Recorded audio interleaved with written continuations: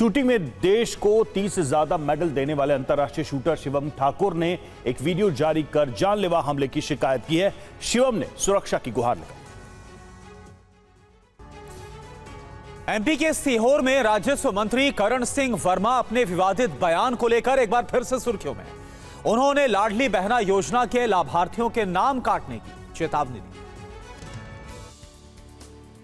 894 बहनों को 1500 रुपये महीना दे रहे हैं। आई कितनी बहने? अब एक दिन बोलेंगे सब मैडम को सबको बुलाओ, बहना को नहीं आई तो नाम कट जाएगा उनका। दे देंगे यहाँ से रिपोर्ट। पर भाई जो देता उसका बोलो। मध्य प्रदेश के राजस्व मंत्री करण सिंह वर्मा ने ये बातें सीहोर में एक सरकारी कार्यक्रम में कही। धामांदा गांव में आयोजित कार्यक्रम में महिला की कम संख्या को देखते हुए करण सिंह नाराज हुए और धमकी दे डाली। UEM जयपुर एक आदर्श लक्ष्य है। भावी छात्रों के लिए अच्छी नौकरी, भविष्य के लिए तैयार कौशल के साथ अच्छी शिक्षा। और यूपी के मुजफ्फरनगर में भेष बदलकर घूम रहे 6 फर्जी साधु पकड़े गए हैं। पुलिस के मुताबिक पकड़े गए लोगों ने आधार कार्ड में भी फर्जीवाड़ा किया है। पुलिस के गिरफ्त में आई ये भगवा वस्त्रधारी साधु दिख रहे हैं। पुलिस ने इन्हें फर्जी आधार कार्ड के साथ गिरफ्तार किया है। पुलिस के मुताबिक पकड़े गए सभी 6 लोग हिंदू वेश में फर्जी आधार कार्ड के सहारे मुजफ्फरनगर में घूम रहे थे। गिरफ्तार अभियुक्तों के असली नाम शकील, शौकीन, इकबाल, सजील, अयूब और हनीश बताए गए हैं। इन पर साधु बनकर चंदा वसूल करने का आरोप है। गुमराह कर रहे इन लोगों के पास से कई डमरू, झाल, मंजीरे जैसे वाद्य यंत्र बरामद किए गए हैं। पश्चिम बंगाल में सोशल मीडिया इन्फ्लुएंसर शमिक अधिकारी की गिरफ्तारी के बाद पुलिस उसके अभिभावकों को ढूंढ रही है। शमिक पर रेप का आरोप है।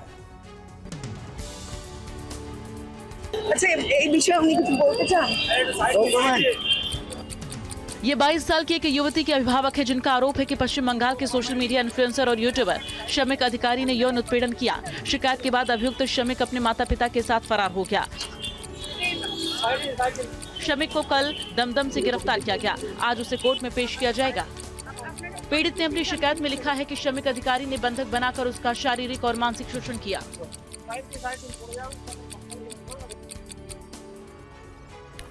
एमपी की राजधानी भोपाल में एक साइको हमलावर को गिरफ्तार किया गया है।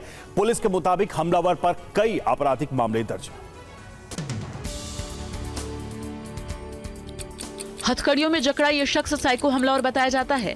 गिरफ्तारी के बाद पुलिस वालों ने उसे शहर भर में घुमाया। पुलिस के मुताबिक इसे अश्लील कंटेंट की लत थी। अभियुक्त राह चलती युवतियों को निशाना बनाता था। देवेंद्र अहिरवार नाम के इस शख्स ने पूछताछ में पुलिस को बताया कि पत्नी से विवाद के बाद ये अनजान लड़कियों को निशाना बना रहा था। इस पर सागर में 2014 में भी 5 आपराधिक मामले दर्ज किए गए थे। देवेंद्र को 2 दिनों की पुलिस रिमांड पर भेज दिया गया है।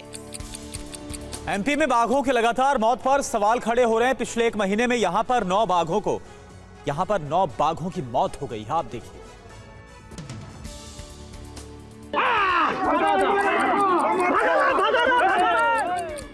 ये तस्वीरें एमपी के शहडोल की हैं, जहां जयसिंह नगर के गांव में आए दिन बाघों के मारे जाने की खबरें आ रही हैं।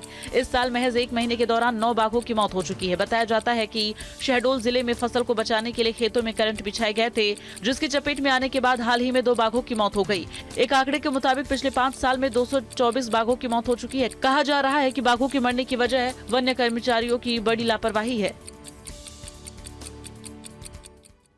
और अब बात भारत के पड़ोसी धर्म की। भारत ने श्रीलंका को 10 बेली ब्रिज की मदद भेजी है। INS घड़ियाल इन ब्रिजों को लेकर पहुंचा। ये रिपोर्ट देखिए।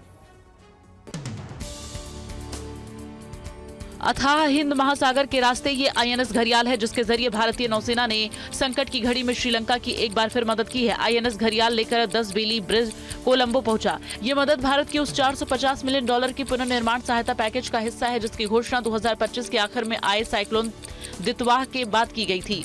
भीषण चक्रवात ने श्रीलंका के कई इलाकों में भारी तबाही मचाई थी। सड़कों और पुलों के टूटने से आम जनजीवन बुरी तरह से प्रभावित हुआ था। ऐसे में बेली ब्रिज अस्थायी तौर पर संपर्क बहाल करने में अहम भूमिका निभाएंगे।